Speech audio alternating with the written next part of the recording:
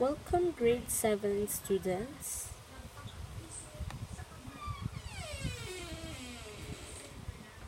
Please go to www.cathomeschool.com and click for the curriculum, then enter the password.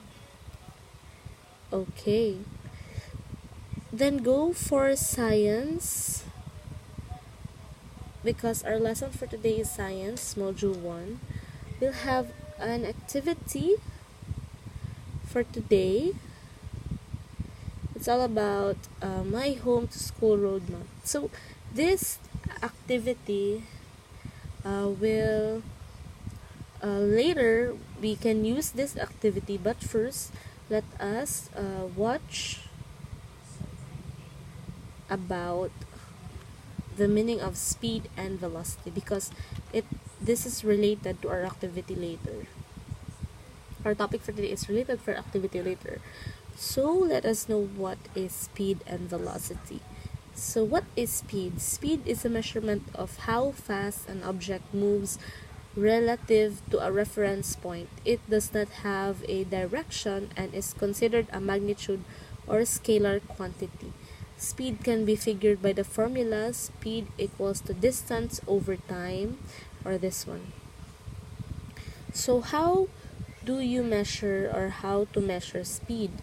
In the United States, we mostly think of speed in miles per hour or mph. This is the way the speed of a car is typically measured. In science and physics, the standard unit of measure for speed is generally meters per second. So the measurement of speed can reflect two different scalar quantities. Instantaneous speed, the speed of an object at a given moment. The car may be traveling at 50 mph at this moment, but it may slow down or speed up during the next hour. The second scalar is average speed. The average speed is calculated by the distance that an object traveled over a given interval of time. If a car traveled 50 miles over the course of 1 hour, then its average speed will be 50 mph. It may be that the car traveled at instantaneous speed of 40 mph and 60 mph during that time, but the average speed is 50 mph. Okay. Next is what is velocity? Velocity is the rate of change in an object's position. Velocity has a magnitude and a direction. Velocity is a vector quantity. Is represented by the formula of velocity equals the change in the distance and the change in time. So how to measure velocity? Velocity has the same unit of measure speed. The standard unit of measure is meter per second or ms. So what is the difference between speed and velocity? Speed is the magnitude of velocity. Velocity is the speed of an object plus its direction. Speed is called a scalar quantity and velocity is a vector quantity. Speed of light. The fastest possible speed in the universe is the speed of light. The speed of light is 2,299,792,458 meters per second. In physics, the number is represented by the letter C. So of course, there are interesting facts about speed and velocity. The first scientist to measure speed as distance over time was Galileo. A speedometer is a great example of instantaneous speed. The speed of light can also be written as 186,282 miles per second, and the speed of sound in dry air is 343.2 meters per second. The escape velocity of Earth is the speed needed to escape the Earth's gravitational pull. It is 25,000 miles per hour. So okay, we all know what is the meaning of velocity, what is speed, the difference between the two. So I have this activity for you, grade 7 students. So in this activity, let us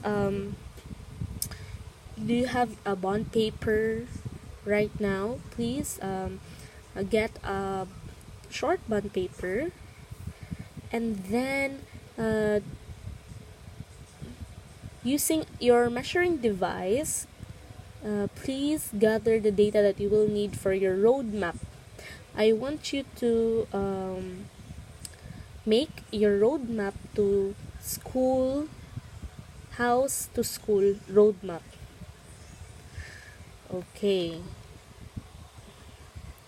It's like this, guys. So can you please scale, or and then after that, label your roadmap properly, including the names of the roads, establishments. Okay.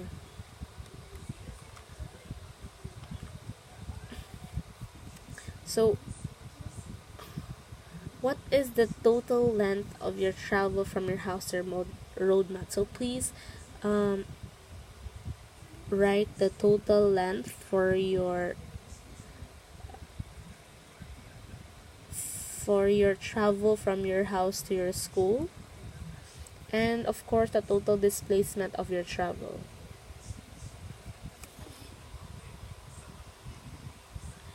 Okay, are you done? So, how fast did the object move? Okay. In your total length of your travel, so how fast did that object move?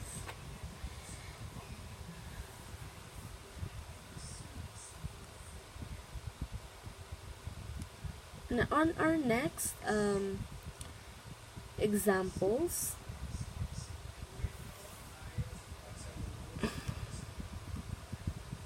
in our activity 3, okay, in our activity 3, so start by choosing a spacious place to walk straight. Okay. This will be if you have pairs or partners at home, please choose a spacious place to walk straight. Okay. So make a mark on the ground to start a line. So all of you must start from the starting line at the same time. So upon receiving the go signal, all participants must start to walk as fast as they could. The other members should observe closely as the other member walk and determine who walked fastest. So in this activity, we will know the speed.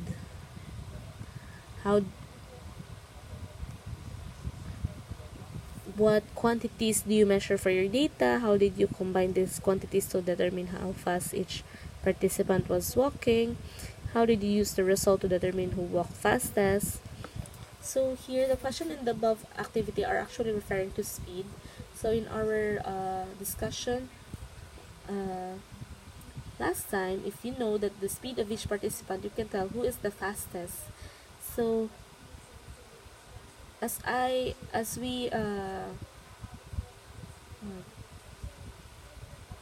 we talk about speed, so speed is defined as distance traveled divided by the time over travel. So here is the formula. So I have this. So the unit of speed can be miles per hour, kilometers per hour, or meters per second. Okay. So there are questions. At constant distance, how is speed related to the time of travel? At constant time to travel, how is speed related to the distance traveled? Okay. So, for further understanding, I have here videos Good morning, about children. Today we shall speed learn and its what is calculation. speed and how to calculate speed of a moving object. We already know that an object is in motion if its position changes with time in relation to a stationary object. Some objects have slow motion while some others have fast motion. So, how can we say that the motion is slow or fast?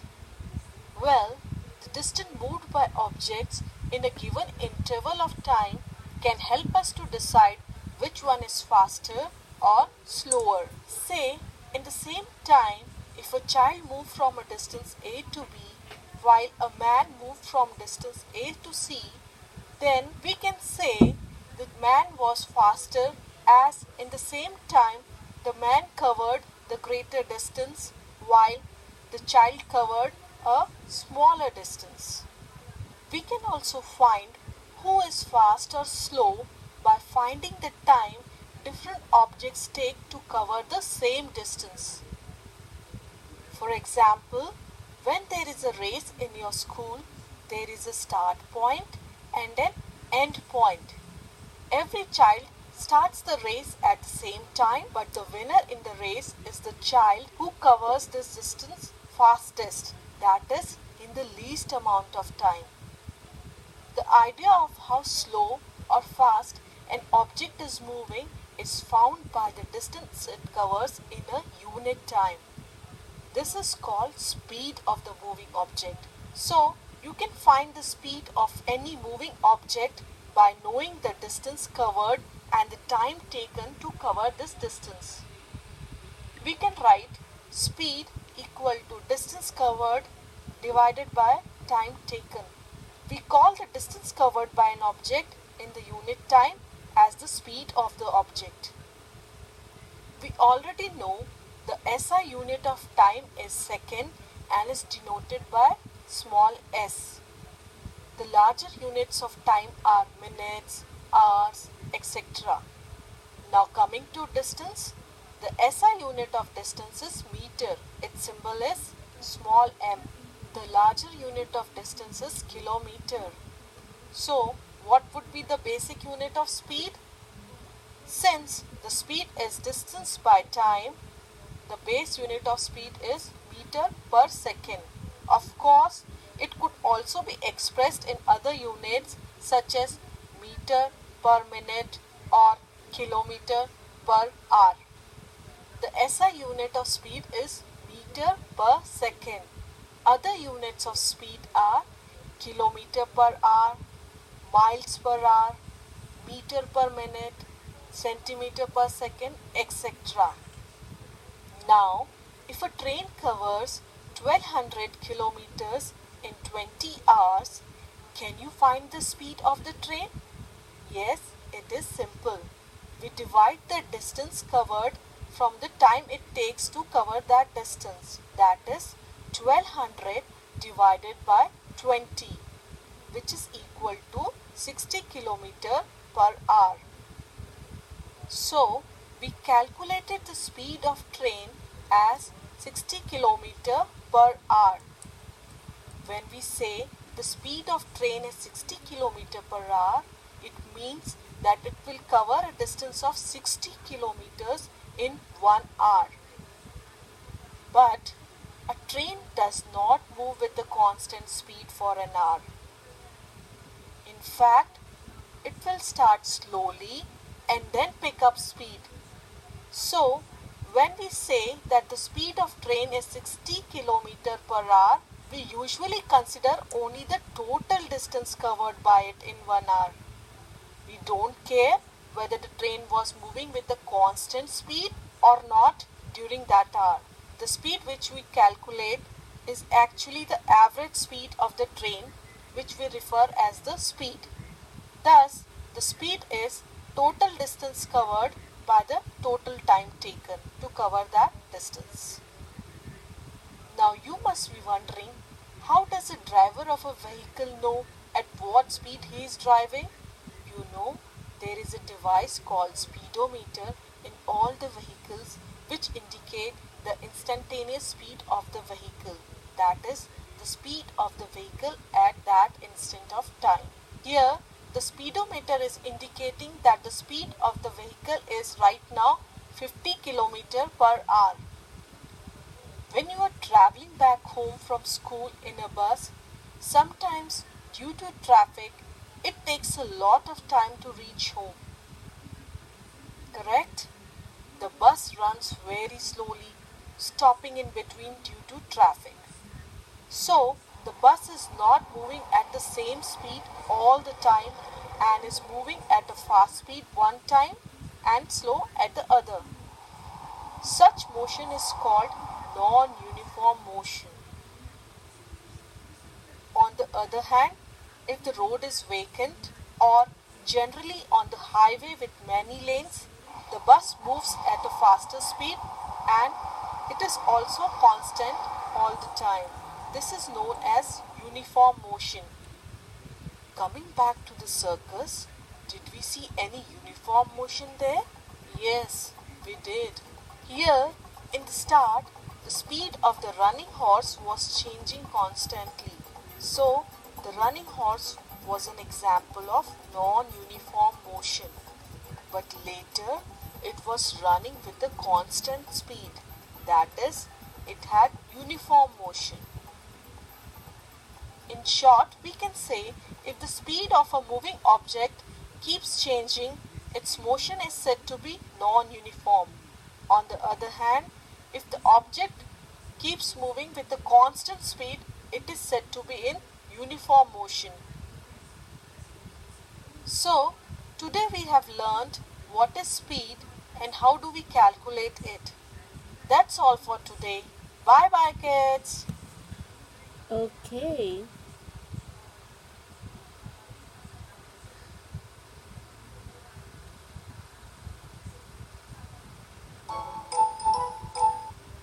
Another video is about calculating of average velocity or speed. Let's all watch this video.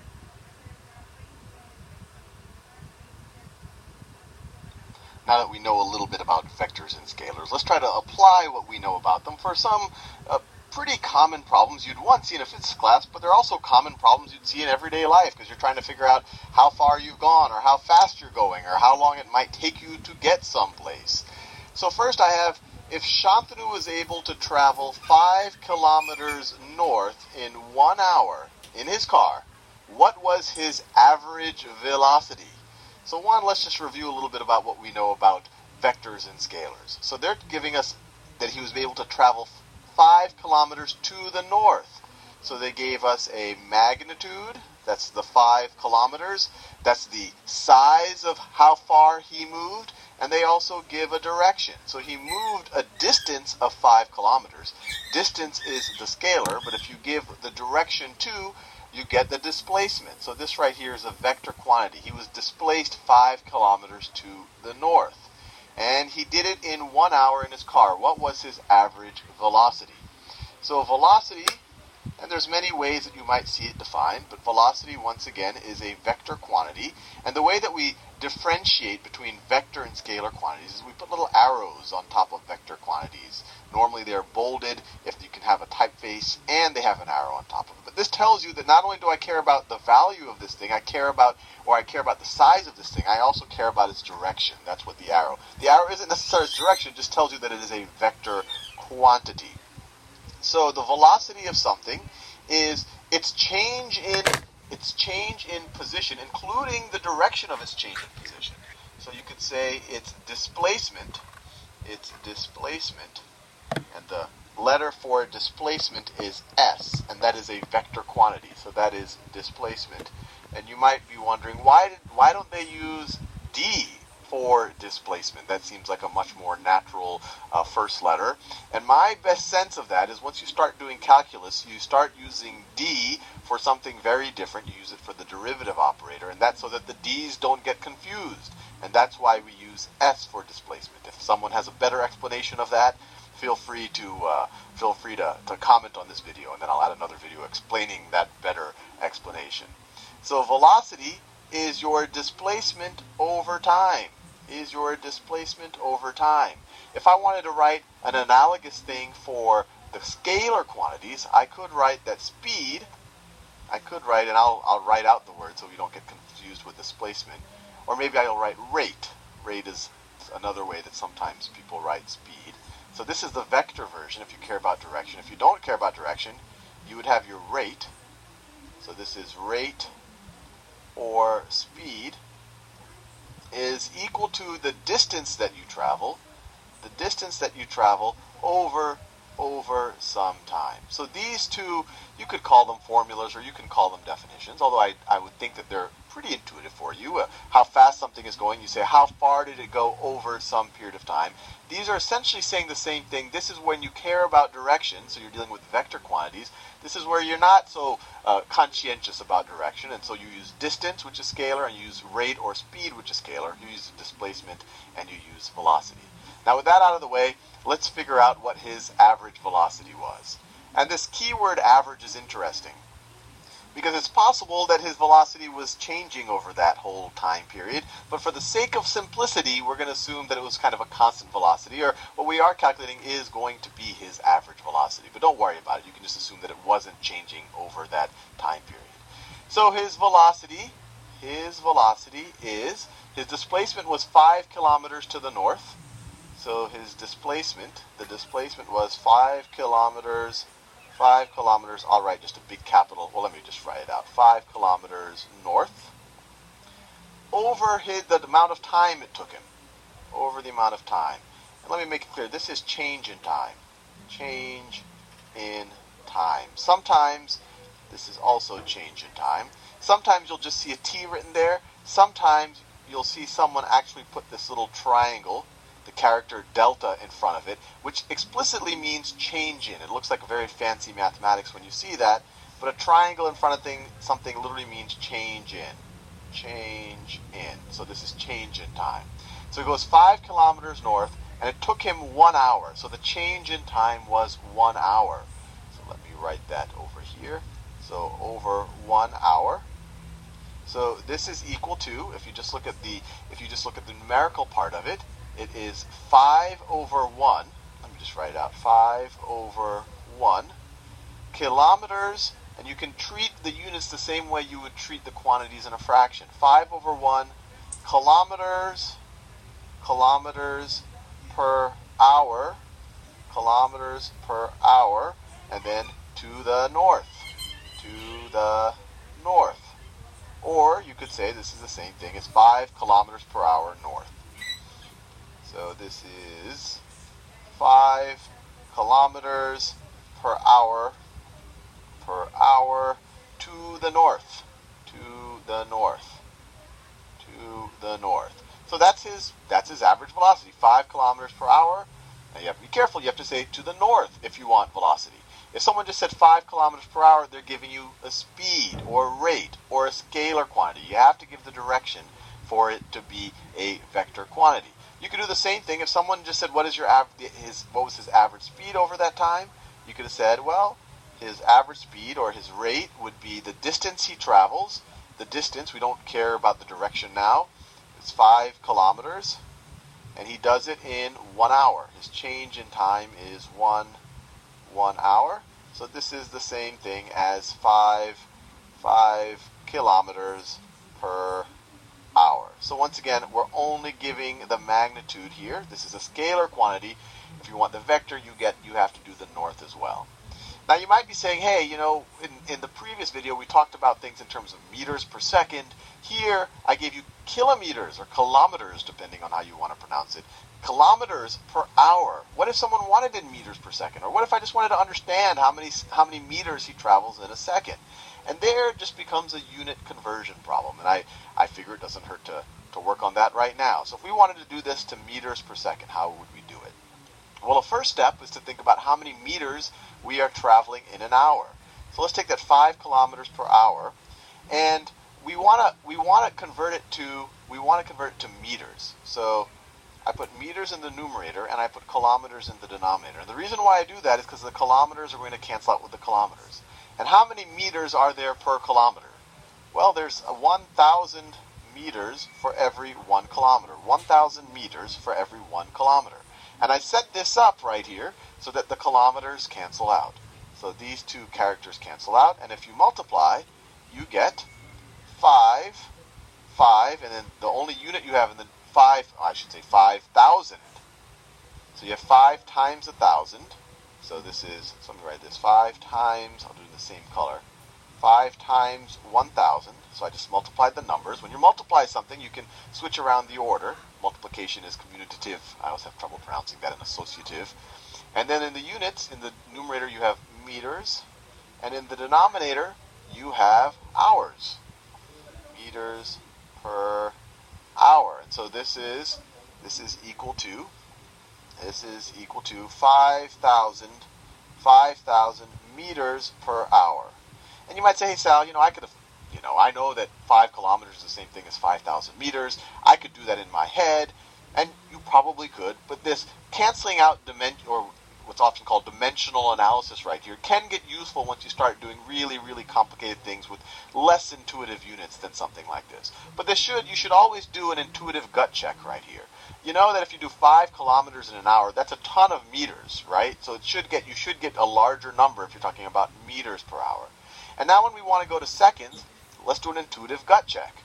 If something is traveling a certain amount in an hour, it should travel a much smaller amount in a second, or 1/3600th of an hour, because that's how many seconds there are in an hour. So that's your gut check. We should get a smaller number than this when we want to say meters per second, but let's actually do it with the dimensional analysis. So we want to cancel out the hours, and we want to be left with seconds in the denominator. So the best way to cancel this hours in the denominator is by having hours in the numerator. So you have hours per seconds. So how many hours are there per second? Or another way to think about it, 1 hour, think about the larger unit, 1 hour is how many seconds? Well, you have 60 seconds per minute times 60 minutes per second. The minutes cancel, times 60 minutes per hour, I should say. Times 60 minutes per hour. The minutes cancel out. 60 times 60 is 3,600 seconds per hour. 3,600 seconds per hour. Or if you flip it, so you could say this is 3,600 seconds for every 1 hour.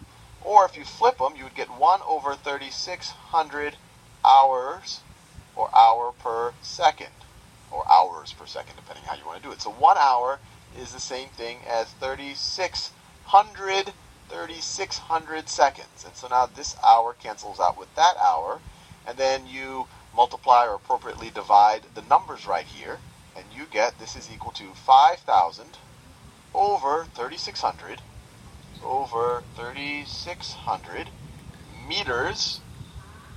meters per, all you have left in the denominator here is second.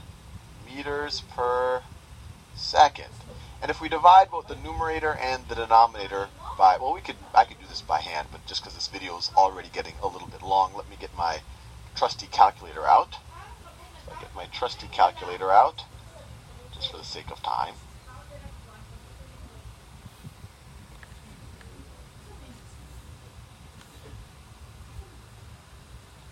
5,000 divided by 3,600, which would be really the same thing as 50 divided by 36. That is